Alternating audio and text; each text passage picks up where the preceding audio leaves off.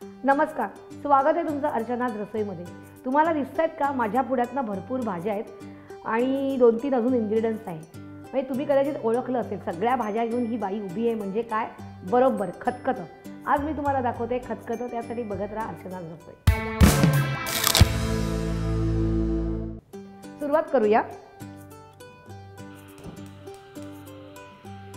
कढई ठेवूया, तेल गरम करूया। 1 ते 2 चमचे घ्यायचे आपण।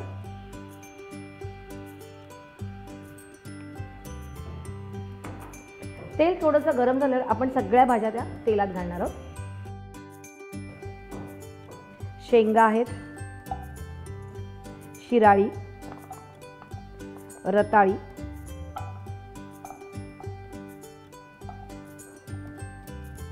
पडवळ, काकडी, भोपळा, भेंडा,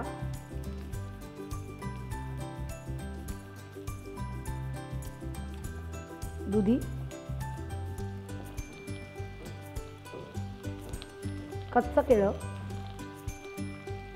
गाजर, बटाटा आणि मुळा। आणि ह्यात तुम्हाला हवं असेल तर वटाणा घालू शकता तुम्ही। त्याच्यानंतर तुम्ही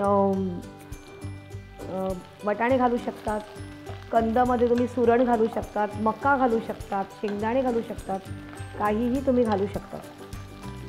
गवार घाला, फरसबी घाला। काही लोक गवार फरसबी घालत नाही, काही जण घालतात। त्याच्यानंतर आपण इकडे फक्त खोबरं वाटून घेतलेलं 1 वाटी ते घालतोय। मसाला 1 टेबलस्पून मिक्स मसाला नेहमीचा आपला। चिंचेचा कोळ, लिंबा एवढी चिंच घेतली, त्याचा कोळ काढून घेतलेला आहे। मीठ चवीप्रमाणे। आणि आपण इकडे तिरफळं घेतली आहेत, ती थोडी घालूया।